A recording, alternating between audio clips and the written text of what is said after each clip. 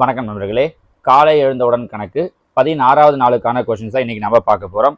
தொடர்ச்சியாக பார்த்துட்டு வந்தாலும் கூட ஒரு சிலருக்கு நடுவில் என்ன தோணும் அப்படின்னா, டெய்லியும் தானே போட்டு பார்க்குறோம், அப்போ நல்லா ஃபார்மில் தான் இருக்கும், இல்லை இன்னைக்கு காலையில் எழுந்த உடனே கொஞ்சம் வேலை இருந்துச்சு, அதனால் விட்டுட்டு மதியத்துக்கு மேலே பார்த்துக்கலாம், இல்லை ஈவினிங் பார்த்துக்கலாம் அப்படின்னு நினைப்போம்.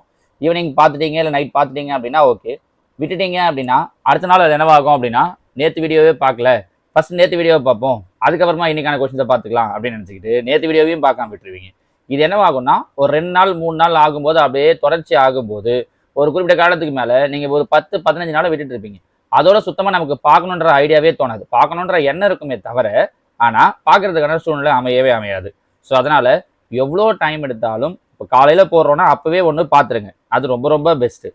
அப்படி இல்லை அடுத்தடுத்து ஏதோ ஒரு வேலை இல்லை அப்படின்னா அதை விட்டுட்டு அன்றைக்கி ஈவினிங்குள்ளாடி கட்டாயம் நைட்டு அப்படிங்கிறத வேலையை வைக்காமல் ஒரு டைமை ஃபிக்ஸ் பண்ணிக்கோங்க. அந்த டைமுக்குள்ளே இன்னைக்கு கொடுத்த 10 கேள்வியும் நான் எழுதி முடிச்சிடுவேன், ப்ராக்டிஸ் பண்ணிவிடுவேன் அப்படிங்கிற எண்ணத்துக்கு வாங்க. அப்படி இதை தொடர்ச்சியாக ஃபாலோ பண்ணிகிட்டே வந்தீங்கன்னா தான் எக்ஸாமுக்குள்ளாடி நான் ஒரு 1000 கொஷின் கணக்கு வச்சுருக்கேன். ஏற்கனவே போன சீசனில் ஒரு 700-800 கொஷின் போட்டிருக்கோம் இல்லையா, நான் அதோடைய அந்த பிடிஎஃப் ஃபைல்ஸையும் நம்மளுடைய குரூப்பில் ரெகுலராக அமைச்சிட்டு தான் இருக்கேன். இது எல்லாத்தையும் ப்ராக்டிஸ் பண்ணிங்க அப்படின்னாலே போதும். நிச்சயமாக இந்த 2025 நம்ம எழுத போகிற டிஎன்பிஎஸ்சி குரூப் 4 நம்மளால் 25/25 மேத்ஸில் எடுக்க முடியும். சரிங்களாம்மா? ஓகே, வாங்க இன்னைக்கான கொஷின்ஸுக்கு போகலாம். 151வது கேள்வி பாருங்க. சில நேரங்கள் மேத்ஸ்லேயே அவங்க என்ன பண்ணிடுறாங்க அப்படின்னா ஸ்டேட்மெண்ட் மாதிரி கொஸ்டின் கேட்டுடுறாங்க. ஸோ அது மாதிரியான ஒரு கொஸ்டின் தான் இது. Which of the following is are true? கீழ்கண்டவற்றுள் எது அல்லது எவை சரியானது அப்படின்னு கேட்டிருக்காங்க. இதில் அவங்களுக்கு 2 வேர்டை மட்டும் இன்ட்ரடியூஸ் பண்ணிடுறேன். அதுக்கப்புறம் கீழே இருக்கிற 4 ஸ்டேட்மெண்ட்டை படித்தோம் அப்படின்னா உங்களுக்கு ஈஸியாக புரிஞ்சிடும். வகுத்திகள், காரணிகள், அதாவது இங்கிலீஷில் சொல்லும்போது டிவைசஸ், ஃபேக்டர்ஸ் அப்படின்னு சொல்லுவாங்க. டிவைசர்னா என்ன, ஃபேக்டர்னா என்ன சார் அப்படின்னா, இப்போ ஒரு நம்பர் இருக்குது அப்படின்னு வச்சுப்போமே. உதாரணத்துக்கு நான் 8 அப்படின்னு ஒரு நம்பரை எடுத்துக்கிறேன். 8ங்கிற நம்பர் எந்தெந்த வாய்ப்பாட்டெல்லாம் வரும் சொல்லுங்கள் பார்க்கலாம். 8ங்கிற நம்பர் 1ஆம் வாய்ப்பாட்டில் வரும், 2ஆம் வாய்ப்பாட்டில் வரும், 4ஆம் வாய்ப்பாட்டில் வரும், 8ஆம் வாய்ப்பாட்டில் வரும். கரெக்டாக? 1, 2, 4, 8 இந்த எல்லா நம்பரையும் நம்ம என்னன்னு சொல்லுவோம் அப்படின்னா டிவைசஸ் அப்படின்னு சொல்லுவோம். இப்போ 8ன்ற நம்பர் எடுத்துக்கிறேன்னா 1, 2, 4, 8 இந்த 4 நம்பருமே வகுத்திகள், டிவைசர். காரணிகள் அப்படிங்கிறது என்ன சார்? ஃபேக்டர்ஸ் அப்படின்னா என்னன்னா, இதில் 1ஐயும் அந்த நம்பரையும் மட்டும் விட்டுட்டு அது போக மீதி இருக்கிறது தான் காரணிகள். அதாவது 2ம் 4ம். சொல்கிறது புரியுதா? எந்த ஒரு நம்பர் எடுத்தாலும் அது எதெல்லாம் டிவைட் ஆகும், பொதுவாக எல்லா நம்பருமே எதால் டிவைட் ஆகிடும், 1ஆல் டிவைட் ஆகிடும், அதே நம்பரால் டிவைட் ஆகிடும். ஸோ அதையும் சேர்த்து அதை என்னன்னு சொல்லுவோம்னா வகுத்திகள். அந்த 1ஐயும் அந்த நம்பரையும் விட்டுட்டு மீதி இருக்கிற நம்பர் என்னன்னு சொல்லுவோம் அப்படின்னா காரணிகள், ஃபேக்டர்ஸ் அப்படின்னு சொல்லுவோம். புரிஞ்சு முடியுதா உங்களுக்கு? இப்போ இந்த கொஸ்டினுடைய ஆப்ஷன்ஸுக்கு வாங்க. All divisors of a number are also factors for that number. ஒரு எண்ணின் எல்லா வகுத்திகளும் அவ்வெண்ணின் காரணிகள் ஆகும். அதாவது இங்க இருக்கிற எல்லா நம்பருமே, வகுத்தில் இருக்கிற எல்லா நம்பருமே காரணியில் இருக்கும்னு சொல்றாங்க. இருக்கா? கிடையாது. அப்போ ஃபர்ஸ்ட் ஆப்ஷன் கிடையாது, அது ராங்கு. அவங்க எது சரின்னு தான் கேட்டிருக்காங்க. செகண்ட், ஒரு எண்ணின் எல்லா காரணிகளும் அவ்வெண்ணின் வகுத்திகள் ஆகும். ஆமா, காரணியில் இருக்கிற எல்லா நம்பருமே கட்டாயம் எதில் வரும் அப்படின்னா வகுத்திகள்ல வரும். அப்போ 2வது ஸ்டேட்மெண்ட் கரெக்டா? தேர்டு, ஓர் எண்ணின் எல்லா வகுத்திகளும் அவ்வெண்ணின் காரணியாக இருக்க தேவையில்லை.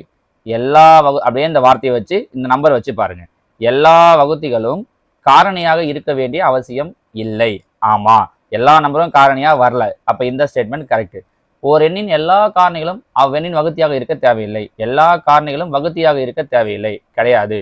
எல்லா காரணியும் கண்டிப்பா என்னவா இருக்கும் அப்படின்னா வகுத்தியா இருக்கும். எல்லா ஃபேக்டர்ஸும் டிவைசரா இருக்கும். ஸோ இந்த ஸ்டேட்மெண்ட் தப்பு. அப்போ எது கரெக்டு? ஆப்ஷன் 2ம் 3யும் தான் கரெக்டு. So option A 2,3. நான் புரிஞ்சு முடியுதா? இங்கே நம்ம ஒரு புது விஷயத்தை கற்றுக்கிட்டு இருக்கோம். வகுத்திகள், காரணிகள் அப்படின்னு சொல்லிட்டு ரொம்ப சிம்பிளாக அவங்க இந்த மாதிரி கேட்டு போயிடுவாங்க. உதாரணத்துக்கு என்ன பண்ணுவாங்கன்னா, இதே கொஸ்டினை வேற எப்படி மாற்றி கேட்கலாம் ரொம்ப ரொம்ப சிம்பிளா அப்படின்னா, 25இன் காரணிகள் யாவை அப்படின்னு கேட்டுருவாங்க. கீழே ஆப்ஷன் 1, 5, 25, 5, 1, 25 இப்படின்னு ஒரு 4 ஆப்ஷன் கொடுத்துட்றாங்க அப்படின்னா சொல்லுங்களேன் பார்க்கலாம். இதில் 25உடைய காரணிகள், அதாவது ஃபேக்டர்ஸ் என்னவா இருக்கும்? நான் ஆக்சுவலாக ஆன்சர் சொல்லலாம் தான் இந்த கேள்வி எடுத்தேன். ஆனால் நீங்கள் எனக்கு கீழே ஆன்சர் சொல்லுங்க பார்க்கலாம். 25இன் காரணிகள்னு கேட்டிருக்கேன். ஸோ இந்த 4 option, first option 1,5,25, second option 5, third option 1, fourth option 25. இந்த 4 ஆப்ஷனில் எது கரெக்டாக இருக்கும் அப்படிங்கிறத நீங்கள் கீழே எனக்கு கமெண்ட்ல சொல்லுங்கள். வகுத்திகள்லாம் என்ன, காரணிகள் என்னன்னு சொல்லிட்டோம் இல்லையா, இதை வச்சு ஆன்சர் பண்ணலாம். ஸோ இந்த மாதிரி ரொம்ப சிம்பிளாகவே ஒரு நம்பரை சொல்லிட்டு அதோட ஃபேக்டர் என்ன இல்லை டிவைசர் என்னன்ற மாதிரி கூட கொஸ்டின் கேட்டுடலாம். சரிங்களாம்மா? அடுத்ததான் கேள்வி 152. ரூபாய் 10,950 என்ற அசலுக்கு 42 நாட்களில் ஆண்டுக்கு 10% தனி வட்டி முறையில் கிடைக்கும் வட்டி எவ்வளவு? நம்ம ஏற்கனவே சொல்லியிருக்கோம், அவங்க இந்த மாதிரி தனி வட்டியில் கொடுக்குறாங்கனாலே என்ன பெர்சன்டேஜ் கொடுத்தாலும் 2 ஸ்தானம் தள்ளி புள்ளி வச்சுக்க சொல்லியிருக்கோம். அப்படின்னா 2 ஜீரோ விட சொல்லியிருப்போம். ஆக்சுவலாக இப்போ 10,000 இருக்கு அப்படின்னா என்ன சொல்லியிருப்போம், 2 ஜீரோ விட்டுருங்க அப்படின்னு சொல்லியிருப்போம். ஏன்னா ரெண்டுமே ஜீரோவாக இருந்ததால. ஆனால் இங்கே நம்பராக இருக்கு, அதெல்லாம் என்ன பண்ணுறேன்னா 2 ஸ்தானம் தள்ளி புள்ளி வச்சு, இப்படி ஒரு ஜீரோ போயிடுச்சு, இன்னொரு ஜீரோக்கு பதில் நம்பர் இருக்கு, அப்போ புள்ளி வச்சிருங்க. ஸோ 109.5 10%. 10% அப்படின்னா இன்ட்டு 10 இன்ட்டு 42 நாள். நேற்று வீடியோவில் கூட சொல்லியிருந்தோம் பாருங்க, டேஸ் வருது அப்படின்னா நம்ம பையில் என்ன போட்டுக்கணும், 365 போட்டுக்கணும். டேஸ் வந்தால் பையில் என்ன பண்ணணும், 365. அப்போ 109.5 இன்ட்டு 10 பேருக்குன்னா என்ன கிடைக்கும், 1095. ஏன்னா அந்த புள்ளிக்கு அப்புறம் ஒரு ஸ்தானம் இருக்கிறது நகர்ந்துடும். இன்ட்டு 42/365. இப்போ 365ஐயும் 1095ஐயும் கேன்சல் பண்ணிட்டே வரணும். இவ்வளோ பெரிய நம்பர் 5ஆம் வாய்ப்பாடு அடுத்தடுத்துலாம் கேன்சல் பண்ணணுமா சார்னா ஒரு ஈஸியான வழி சொல்கிறேன் பாருங்க.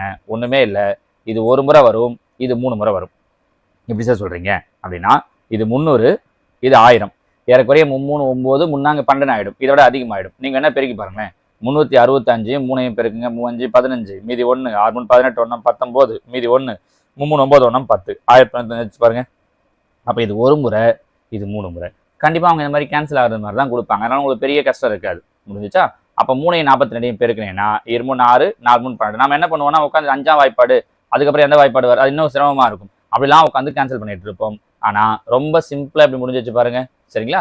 So answer option C 126. ஓகேங்களா? அடுத்ததா 153. ஒரு குறிப்பிட்ட அசலானது 10% ஆண்டு வட்டி விதத்தில் எத்தனை ஆண்டுகளில் 3 மடங்கு ஆகும்? நம்ம இதையும் ஏற்கனவே பார்த்து வச்சிருக்கோம். 3 மடங்கு. அவங்க இந்த மாதிரி மடங்குல கொடுக்குறாங்கன்னா எத்தனை மடங்கு சொல்றாங்களோ அதுலேருந்து 1 மைனஸ் பண்ண சொல்லியிருக்கோம். எத்தனை மடங்கு சொன்னாலும் சரி அதுலேருந்து 1 மைனஸ் பண்ணணும். அப்போ 3ல் 1 போயிடுச்சு அப்படின்னா 2 பை பெர்சன்டேஜ் கொடுத்துருந்தாங்கன்னா பெர்சன்டேஜ், ஆண்டு கொடுத்துருந்தாங்கன்னா ஆண்டு, என்ன கொடுத்தாலும் சரி அதை கீழே 10%. அப்போ 10 இன்ட்டு வழக்கம் போல் 100, ஏன்னா பெர்சன்டேஜில் கொடுக்குறாங்க அப்படிங்கிறதால இன்ட்டு 100. கேன்சல் பண்ணால் முடிஞ்சிச்சு. 0 0 கேன்சல் ஆகிடும். ஈர்ப்பைத்து 20. அப்போ எத்தனை ஆண்டுகளில் 3 மடங்கு ஆகும் அப்படின்னா 20 ஆண்டுகள். Option B. புரிஞ்சு முடியுதா உங்களுக்கு? மடங்கு கணக்கு வந்தாலே ரொம்ப ரொம்ப ஈஸி. நம்ம ஏற்கனவே 2023 போட்ட 2024 போட்ட சிம்பிள் இன்ட்ரெஸ்ட் டாப்பிக்கில் இதை பற்றி நிறையவே பேசியிருப்போம். சரிங்களா? அதில் ஒரு 4-5 கொஸ்டின் ஒவ்வொரு இயர்லையுமே சொல்லி நம்ம எக்ஸ்பிளைன் பண்ணியிருப்போம். சரிங்களாமா? இது 153. 154.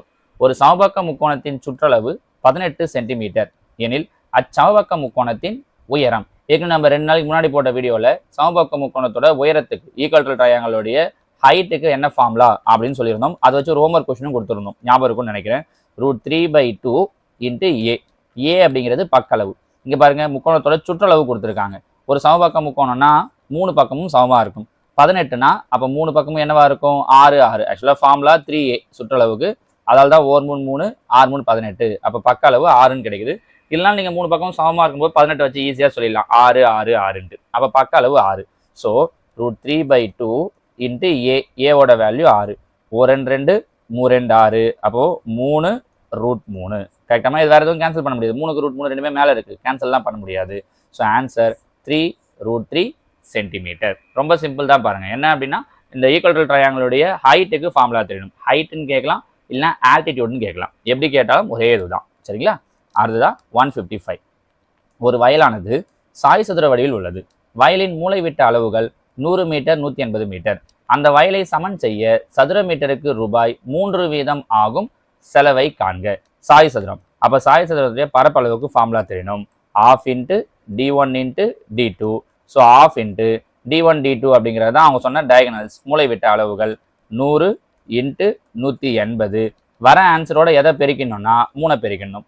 ஏன்? சதுர மீட்டருக்கு 3 ரூபா ஆகுதுன்னு சொல்லியிருக்காங்க. பாருங்க, 1 2 9 2 18 0 பெருக்கணும் அப்படின்னா 39. அப்படியே 3ஐயும் சேர்த்தே பெருக்கிடுறேன். 39 27 1 2 3 0 இருக்குது. ஸோ எவ்வளோ ரூபாய் செலவாகுது அப்படின்னா 27,000 ரூபாய் செலவாகும். ஆப்ஷன் சூப்பராக வச்சுருக்காங்க பாருங்கள். 27,000 நம்ம ஃபிக்ஸ் பண்ணிவிடுவோம். இங்கே வரும்போது ஒரு 0 1 எக்ஸ்ட்ரா கொடுத்து வச்சுருக்காங்க பாருங்கள். இதை சூஸ் பண்ணுறதுக்கு வாய்ப்பு நிறைய இருக்குது. ஸோ ஆன்சர் நீங்கள் போட்டு பார்த்து ஆன்சரை வர வைக்கிறது பெரிய விஷயம் இல்லை. அவங்க கொடுத்துருக்கிற ஆப்ஷனில் நமக்கான சரியான விடையை கன்ஃபியூஸ் இல்லாமல் சூஸ் பண்ணணும். சில நேரம் அந்த மாதிரிலாம் பண்ணுறோம் பாருங்களேன். கரெக்டாக போட்டு பார்ப்போம், எல்லாத்தையும் சரியாக பண்ணுறோம். எடுத்துகிட்டு வந்து ஆப்ஷனை போடும்போது தப்பு பண்ணுறோம். ஒன்று. இன்னொன்று, இதெல்லாம் நல்லா போட்டுருவாங்க. ஃபார்முலா நல்லா தெரியும், 3 மல்டிப்ளை பண்ணணும், அதெல்லாம் தெரியும். இங்கே நான் 39 27 அப்படின்னு பெருக்கும்போது வாய்ப்பாடு நல்லா தெரியும். ஆனால் போடும்போது டக்குன்னு 26னோ 28னோ 30னோ அந்த மாதிரி எதனா போட்டுருவாங்க. ஸோ நம்ம பண்ணுற மிஸ்டேக் எல்லாமே மேத்ஸில் கான்செப்ட் தெரிஞ்சு பண்ணுற மிஸ்டேக்கை விட சின்ன சின்னதாக இந்த சில்லி மிஸ்டேக்னுவாங்க இல்லையா, அந்த மாதிரி மிஸ்டேக்ஸ் தான் நிறைய பண்ணுறோம். ப்ளஸில் பண்ணுறது மைனஸ் அந்த மாதிரியான விஷயம்லாம் இல்லாமல் பார்த்துக்கிட்டிங்கனாலே போதும். மேத்ஸில் கண்டிப்பாக நம்மளால் 25 அவுட் ஆஃப் 25 எடுக்க முடியும். இதை நல்லா திரும்ப திரும்ப திரும்ப நீங்கள் சொல்லி பாருங்கள். உங்கள் நோட்டில் டெய்லியும் கூட எழுதி வைக்கலேன், தப்பே இல்லை. மேத்ஸில் நம்ம இந்த வருஷம் இந்த குரூப் 4ல் 25க்கு 25 சரியாக எழுதுகிறோம் அப்படின்றத மைண்டில் வச்சுக்கோங்க. சரிங்களா? சரி, அடுத்த கொஷின். கேள்வி எண் 156. 3 பேர் தினமும் 3 மணி நேரம் வேலை செய்து 3 இயந்திரங்களை 3 நாட்களில் பொருத்துவர். 4 பேர் தினமும் 5 மணி நேரம் வேலை செய்து 9 நாட்களில் டேஷ் இயந்திரங்களை பொருத்துவர் அப்படின்னு கேட்டிருக்காங்க இல்லையா? இதுக்கு நம்ம ஏற்கனவே ஒரு ஃபார்முலா சொல்லியிருப்போம் பாருங்க. என்ன ஃபார்முலா சொல்லியிருப்போம்? PHD/W இப்படின்னு கொடுத்துருப்போம். அதாவது Pனா பர்சன், Hனா ஹவர்ஸ், Dனா டேஸு, பை ஒர்க் அப்படின்ட்டு. இங்கே பாருங்க, முதல்ல 3 பேர், அப்போ பர்சன் 3 பேர், 3 மணி நேரம், ஹவர்ஸ் 3 ஹவர்ஸ், 3 இயந்திரங்கள், இயந்திரங்கள் அப்படிங்கிறது ஒர்க்கு, டேஸ் 3 நாட்கள், அப்போ PHD எல்லாமே 3 தான். அப்போ 3 × 3 × 3 பை ஒர்க்குன்ற அந்த நம்பர் ஆஃப் மெஷின்ஸ் எத்தனை அப்படின்னா 3 ஈக்குவல் டு. இது ஏற்கனவே நம்ம டைம் இந்த நேர்மாறுபாடு எதிர்மாறுபாடு போடும்போது இந்த PHDலாம் எப்படி எழுதுறது அப்படிங்கிறதுக்கு தனியாக விளக்கமே சொல்லியிருப்போம். கரெக்டாக?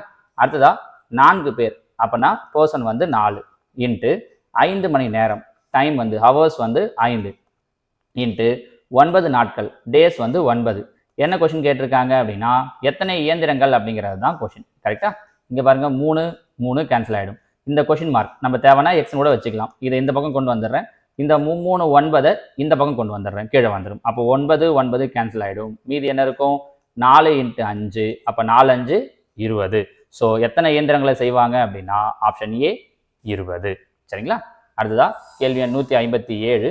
ஒரு கடைக்காரர் தனது லாபத்தில் 5ல் 1 பங்கை தன் மேலாளருக்கு கொடுக்கிறார். மேலாளர் தனக்கு கிடைத்ததில் 3ல் 1 பங்கை தன் உதவியாளருக்கு தருகிறார்.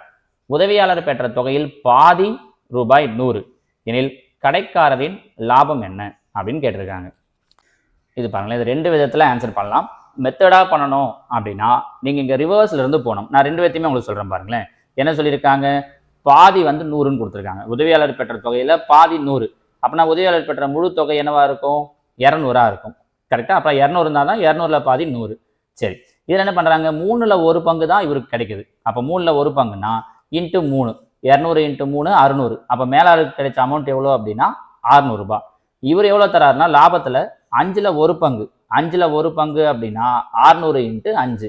அப்போ 600 6 5 30, 3000 ரூபாய். ஸோ கடைக்காரருடைய லாபம் எவ்வளோ அப்படின்னு பார்த்தீங்கன்னா ஆப்ஷன் பி 3000. இது கொஷின்ல இருந்து ரிவர்ஸில் போய் கண்டுபிடிக்கிறது. ஆப்ஷன்லேருந்து பண்ணணும் அப்படின்னா எப்படி சார் பண்ணலாம் அப்படின்னா நமக்கு எடுத்த உடனே பி ஆன்சர் தான் தெரியாது. அப்போ நம்ம ஒவ்வொன்றா வரணும்னா ஆப்ஷன் ஏவில் வரணும். 2000 ரூபாய். 2000ல் 5ல் 1 பங்குன்னு சொல்லியிருக்காங்க. அப்போ 5ல் 1 பங்குன்னா பை 5, 1 5 5, 4 5 20, 400. 400ல் இவர் என்ன பண்ணுறாரு? 3ல் 1 பங்கு, 3ல் 1 பங்குன்னா பையில் 3, 400 3ஆல் வகுப்படாது. கரெக்டாக? அப்போ முழுசாக வகுப்பட்டால் தான் நமக்கு ஆன்சர் வரும்போது இங்கே முழுசாக 100ன்னு வரும்.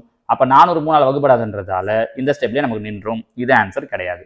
3000க்கு வருவோம். ஆப்ஷன் பி 3000 எடுத்துக்கிறேன்னா 3000, அதில் 5ல் 1 பங்குன்னா பையில் 5, 1 5 5, 6 5 30, 600. அதில் 3ல் 1 பங்கு, அப்படின்னா பையில் 3, 1 3 3, 2 3 6, 200. அதில் பாதி, பாதினா பையில் 2, 1 2 2, 1 2 2, 100. அவங்க சொன்ன அமௌண்ட் 100 ரூபாய் வருது பாருங்க. ஸோ ஆன்சர் ஆப்ஷன் பி ரூபாய் 3000. ஸோ 2 விதத்தில் நீங்கள் எப்படி முடிவு பண்ணாலும் சரிதான். கொஷின்லேருந்து பண்ண இது மாதிரியான கொஷின் தான் அவங்க என்ன பண்ணுவாங்க அப்படின்னா நமக்கு ரீசனிங் மாதிரியான டாப்பிக்கில் கேட்கும்போது இது மாதிரியான விஷயங்கள் தான் கேட்குறாங்க. நம்ம கொஞ்சம் யோசிக்கிறது மாதிரி. சரிங்களாமா? அடுத்ததா 158.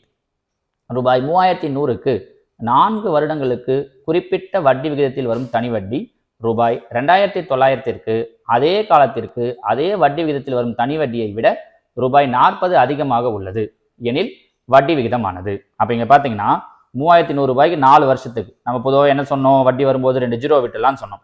அப்போ 31 × 4 ரேட் ஆஃப் இன்ட்ரெஸ்ட் தெரியாது, குறிப்பிட்ட வட்டி விகிதம் சொல்லியிருக்காங்க. அதனால நான் எக்ஸ்ன்னு எடுத்துக்கிறேன். ஆச்சா? அதே மாதிரி 2900, அப்போ இதில் 29 எடுத்துக்கிறேன், 22 0 விட்டுறேன், 29 அதே காலத்திற்கு நான் என்ன சொன்னாங்க? 4 வருஷம் இன்ட்டு அதே வட்டி விகிதத்திற்குன்னா அதே எக்ஸ் எவ்வளோ அதிகம்? 40 அதிகம். அதாவது இது ரெண்டுத்துக்கு இருக்கிற டிஃபரன்ஸ் பார்த்தீங்கன்னா 40 ரூபாய். இப்படி எடுத்துக்கலாமா? என்னை விட அவனுக்கு 40 ரூபா அதிகமாக சம்பளம் வாங்குறான் அப்படின்னா எனக்கு அவனுக்கு சம்பளத்தில் இருக்கக்கூடிய வித்தியாசம்ன்றது மைனஸ். அதுதான் 40. நம்ம புரிஞ்சு முடியுதான்னு பாருங்க. 31 4 பெருக்கணும்னா ஒரு நாள் 4 3 12 124x 9 36 28 3 11 116x ஈக்குவல் டு 40. எக்ஸோட வேல்யூ கண்டுபிடிச்சா முடிஞ்சிருச்சு. 124 116 போயிடுச்சுன்னா 8x ஈக்குவல் டு 40. இங்க பாருங்க 1 8 8 I8 40. ஸோ எக்ஸோட வேல்யூ என்ன கிடைக்குதுன்னா 5. அப்போ ஆன்சர் ஆப்ஷன் பி 5%. ஒன்றுமே இல்லை. இந்த தனிவட்டி டாப்பிக்கில் இது மாதிரிலாம் தான் கொஞ்சம் டிஃப்ரெண்ட்டாக கொடுக்குறாங்க. இந்த ப்ளஸ் வரது மைனஸ் வரது மாதிரி நம்ம ஏற்கனவே 2020 முன்னாடி சொன்ன மாதிரி தான் 2023 24 ரெண்டுத்துலையுமே பார்த்தீங்கன்னா அவங்க கிட்ட தனிவட்டி கொஸ்டின் எல்லாத்தையும் பார்த்துருக்கோம். அதெல்லாம் பார்த்தீங்கன்னாலே இந்த கொஸ்டின்லாம் ஒன்றுமே இல்லை, பயங்கர ஈஸின்னு தோணிடும். சரியா? அடுத்த 159. If heater is written as KBDQHO how you encode கூலர்னு கேட்டிருக்காங்க. இங்கே என்ன பண்ணியிருக்காங்கன்னா ஹெச்சுக்கு அப்புறம் IJ 2 எழுத்தை விட்டுட்டு K எழுதியிருக்காங்க. அப்போ அதே மாதிரி இங்கே வரும் ஒவ்வொன்றா. சிக்கு அப்புறம் DE விட்டுணும். அப்போ DE விட்டோன்னா ஃபர்ஸ்ட் எழுத்து என்ன வரும்? F வரும். ஆனால் இங்கே பாருங்கள் L ஆரம்பிச்சிருக்கு. ஸோ இது கிடையாது. அடுத்தது E, இங்கே B கொடுத்துருக்காங்க பாருங்கள். க்கு முன்னாடி DC 2 எழுத்தை விட்டுட்டாங்க. 2 எழுத்தை விட்டுட்டு B. அப்போ ஓவுக்கு முன்னாடி அதே மாதிரி 2 எழுத்தை விட்டுணும். ஓவுக்கு முன்னாடி NM ரெண்டு விட்டுட்டோம் அப்படின்னா அதுக்கு முன்னாடி என்ன வரும்? L. கரெக்டாக LMNO. அப்போ எஃப்க்கு அப்புறம் L வரணும். இங்கே தான் எஃப்க்கு அப்புறம் L வந்திருக்கு, இங்கே H வந்திருக்கு, இங்கே R வந்திருக்கு. அப்போ அது ரெண்டுமே கிடையாது. முடிஞ்சிச்சு பாருங்களேன். முதல் 2 எழுத்தை வச்சே கண்டுபிடிச்சிட்டோம். நீங்கள் மொத்தத்தையும் யோசிக்கணும் அப்படின்னு கிடையாது. ஃபர்ஸ்ட் 2 எழுத்துக்கு எது மேட்ச் ஆகுதுன்னு பார்த்தேன். அதுலேயே நமக்கு மீதி ஆப்ஷன்லாம் கிடையாதுன்னு முடிவாயிடுச்சு. ஸோ முடிஞ்சிச்சு பாருங்க. நீங்கள் தேவைன்னா மீதியை செக் பண்ணி பாருங்களேன். இதே மாதிரி இப்போ ஏவுக்கு அப்புறம் BC விட்டுட்டு D எழுதியிருக்காங்க. அப்போ அதே மாதிரி இங்கே ஓவுக்கு அப்புறம் PQ விட்டுட்டு R எழுதணும். நமக்கு தேர்ட் எழுத்து தான் வந்திருக்கும்னு பாருங்க. ஸோ மீதியும் இதே மாதிரி செக் பண்ணீங்கன்னா உங்களுக்கு ஆன்சர் வந்துடும். எக்ஸாமில் எழுதும்போது இவ்வளோ தூரம்லாம் டைம் இருக்காது. ஸோ முதல் ஒரு எழுத்து 2 எழுத்துல கண்டுபிடிச்சிங்கன்னா அதுக்கான ஆன்சரை டிக் பண்ணிட்டு அடுத்த கொஸ்டினுக்கு போயிடணும். செக் பண்ணுறதுக்காக வேணா நீங்கள் மொத்தத்தையும் இது பண்ணி பார்க்கலாம். ஓகேவா? 160. இது ஒரு டிஃப்ரெண்டான கொஸ்டின் பாருங்க. 2 சென்டிமீட்டர் தடிமன் கொண்ட உள்ளளவு 6, 2 மற்றும் 1 சென்டிமீட்டர் உயரம் உள்ள மரப்பெட்டியின் மரத்தின் கன அளவானது. அதாவது ஒரு மரப்பெட்டியோட உள்ளளவுகள் சொல்லியிருக்காங்க. என்னென்ன அளவு? 6, 2, 1. ஏன்னா L × B × H மூணுத்தையும் பெருக்கிறேன். 6 2 12, 12 1 12. அடுத்தது உள்ள 2 சென்டிமீட்டர் தடிமன் இருக்கு. ஸோ இதான் உள் பக்கம், இது வெளிப்பக்கம் அப்படின்னு வச்சுப்போமே. அப்போ இது 6னா இந்த பக்கம் ஒரு 2 சென்டிமீட்டர், இந்த பக்கம் ஒரு 2 சென்டிமீட்டர். அப்போ 6 என்னவாயிடும்? 10 ஆயிடும். அதே மாதிரி அகலம் பார்த்தீங்கன்னா 2 சென்டிமீட்டர் கொடுத்துருக்காங்க. 2 சென்டிமீட்டர்னா இங்க ஒரு 2 இங்க ஒரு 2 சேர்ந்துரும். அப்போ 2 2 4 2 6 இன்ட்டு உயரம் அதே மாதிரி 1 சென்டிமீட்டர்னா இங்க ஒரு 2 சேர்ந்துரும், இங்க ஒரு 2 சேர்ந்துரும். அப்போ மொத்தம் சேர்த்தோம்னா 5. நம்ம புரிஞ்சு முடியுதா? ஏங்க நம்ம செவ்வகத்துக்கு சதுரத்துக்குலாம் அதை வச்சு பார்த்துருப்போம். இந்த உள்ள ஒரு பாதை அமைக்கிறாங்க, வெளில ஒரு பாதை அமைக்கிறாங்க அப்படின்னு வாங்க இல்லையா? அதே மாதிரியான விஷயம்தான். அப்போ இது மூணுத்தையும் பெருக்குனீங்கன்னா 6 5 30 300. இது வெளியில இருக்கிற மொத்த கன அளவு, இது உள்ள இருக்கிற கன அளவு. ரெண்டுத்தையும் மைனஸ் பண்ணோம் அப்படின்னா 300ல் 12 போயிடுச்சு அப்படின்னா 288. அப்போ அந்த மரப்பெட்டியினுடைய கன அளவு என்னவா இருக்கும் அப்படின்னா 288 கன சென்டிமீட்டரா இருக்கும். என்ன தப்பு பண்ணுறோம் அப்படின்னா இந்த 6 2 1 பெருக்கிடுவோம். 2 சென்டிமீட்டர் தடிமன் சொன்னதால 6 கூட 2 2 கூட 2 1 கூட 2ன்னு சேர்த்து போட்டுருவோம். ஆனா 2 பக்கமுமே தடிமன் அதிகமாகும் பாருங்க. அதனால இது ஒரு 2 டைம்ஸ். 2னா 2 4 கூட்டணும். எல்லாத்துக்கூட எதை கூட்டணும்?